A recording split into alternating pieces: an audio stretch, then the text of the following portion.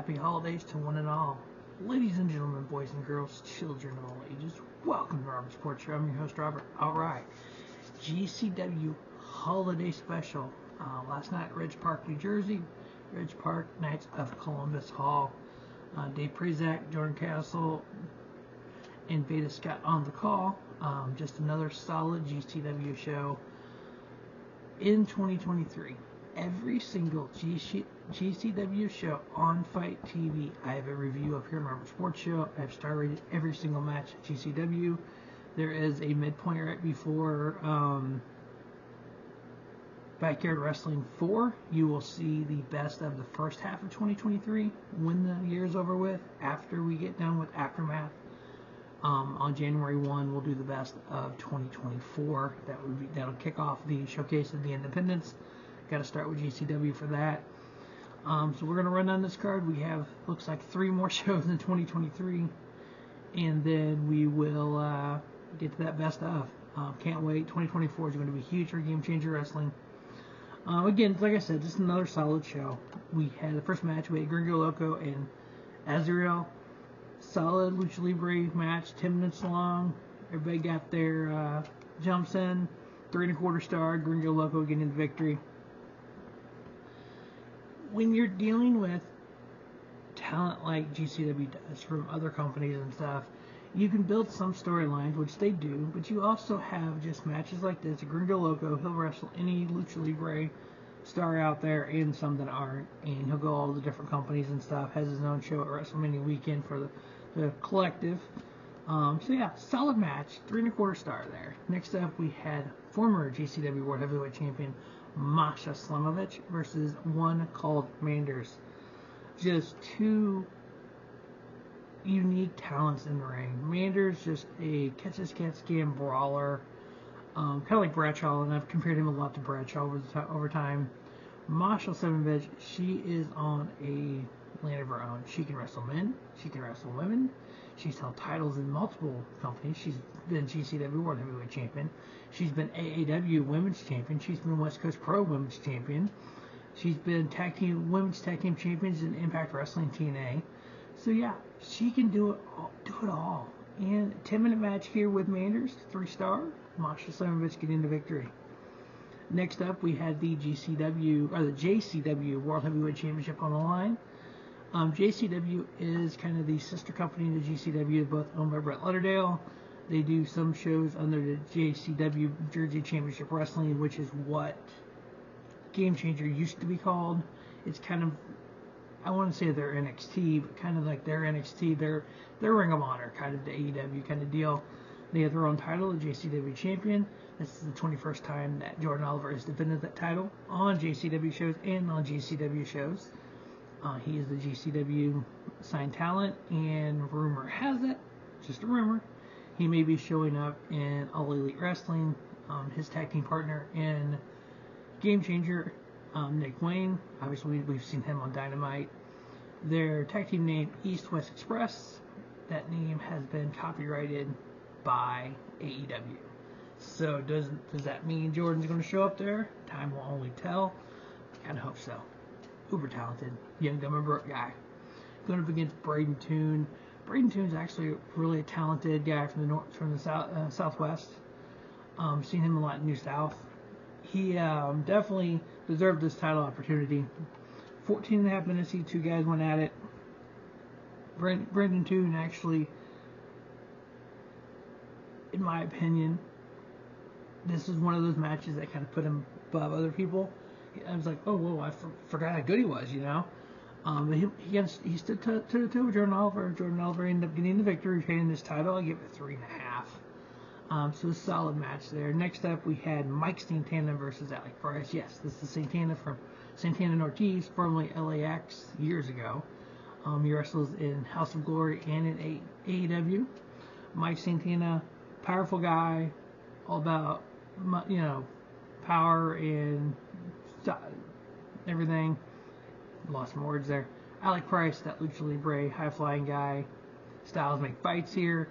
These two put on match of the night. You don't realize how good Mike Santana is till he gets in a ring with somebody like an Alec Price or somebody like when you wrestled Ortiz, or when you wrestled Matt Cardona in House of Glory and won the House of Glory Championship earlier this year. Damn, Mike Santana's good. And he went out there 3 3/4 star, getting the victory over Alec Price. 12-minute match. So super good, super short, super just kind of got all the points in. There's no fluff there. Just match done. Here we go. So match of the night. Next up we had one of the most unique tandems in GCW. The rich and the powerful. We had Charles Mason versus Richard Holliday, with Parrow versus Bobby Flaco and Jeffrey John. Charles Mason. He came into GCW attacking people. He came into GCW going after Blake Christian. He went after Effie. He went after Alec. He went after all of Effie's friends. This kind of word I'm using here for him, and just, I don't know, kind of like that mobster kind of deal, I guess you would call almost. He plays the same character in House of Glory and other companies, and he's just methodical in what he does. He wrestled Richard Holliday and convinced Richard Holliday to join him, and like Richard Holliday said, he's rich, he's better than everyone, he might as well be powerful too, or something. I was like, wow.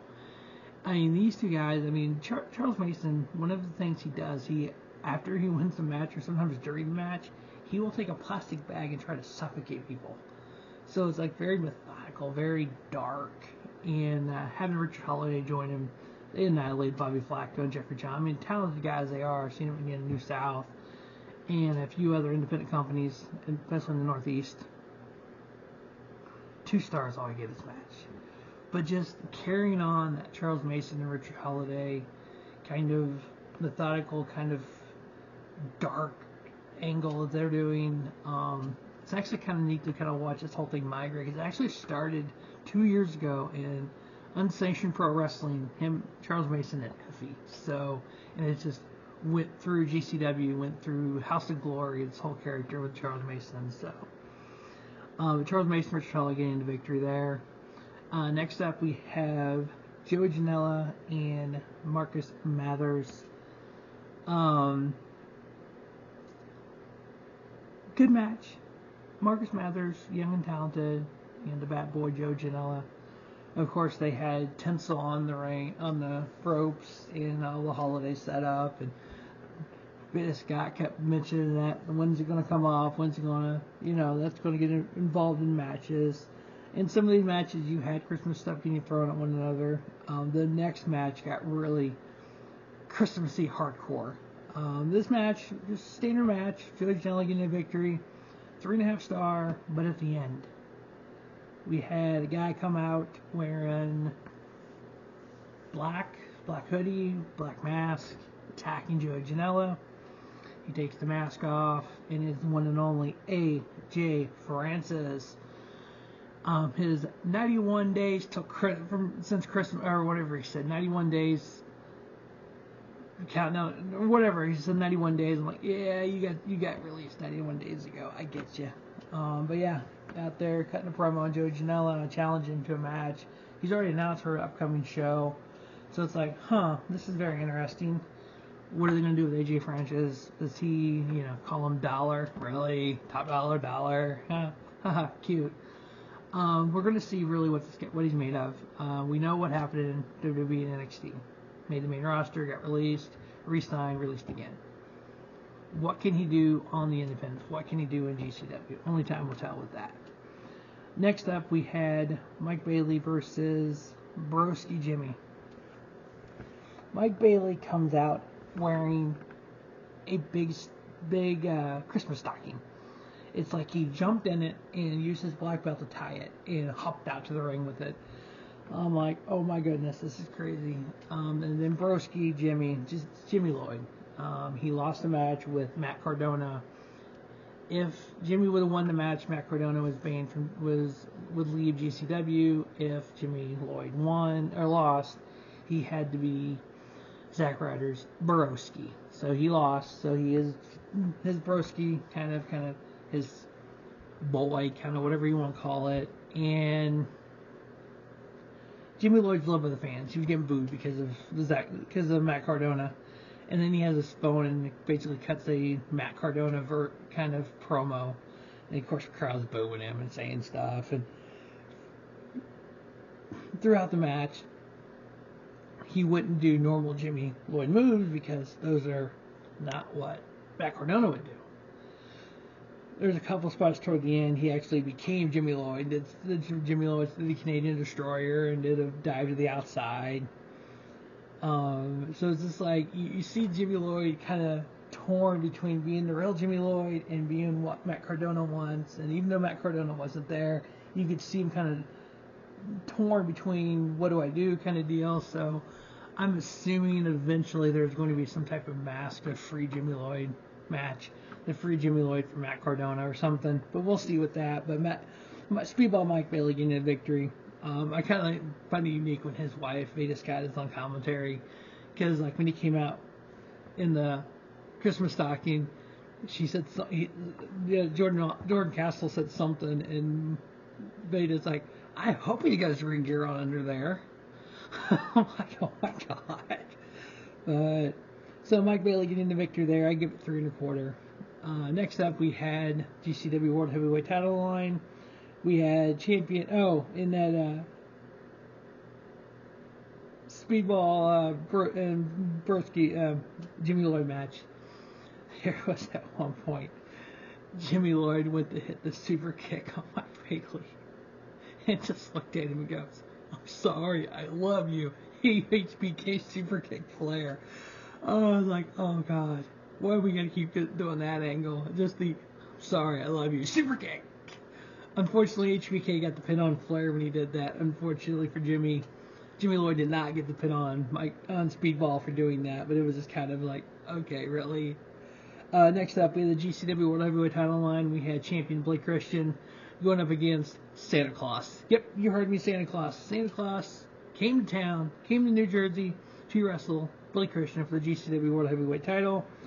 Of course, Blake Christian, who's been bad all year, came out to the Grinch's music, which was pretty epic. But yes, Santa Claus wrestling at Game Changer Wrestling put on a fairly good fight against Blake Christian. Unfortunately, at the end of it, Blake Christian was able to beat Santa Claus. Hopefully, Santa Claus can recover to deliver presents to all the good boys and girls around the world. In a couple days, it was actually Big Vin dressed as Santa Claus. So it wasn't the real Santa Claus. He's busy in the North Pole getting presents around. But having that gimmick, it was kind of funny. I won't lie. And also in the Speedball Broski mask, I forgot about this. They had boxes of Christmas ornaments. Instead of they'll throw tacks down or Legos down, they did Christmas ornaments. And then you had Mike Bailey hit the Falcon Arrow on Jimmy Lloyd on Christmas ornaments, and you had Jimmy Lloyd hit a back body drop on Mike Bailey on Christmas ornaments. And then Mike Bailey ended up pinning Jimmy Lloyd on top of Christmas ornaments. Yeah, only in Game Changer Wrestling, only at Christmas time. All right, so 2 3/4 star on that Blake Christian match. 3 1/4 on that Mike Bailey, Jimmy Lloyd match. 3 3/4 Mike Santana, Alec Price match of the night. That is GCW, the holiday special. As always, thanks for watching Robert Sports Show. Don't just have a great day, have a spiffy day. Robert Sports Show, your YouTube leader in sports show content.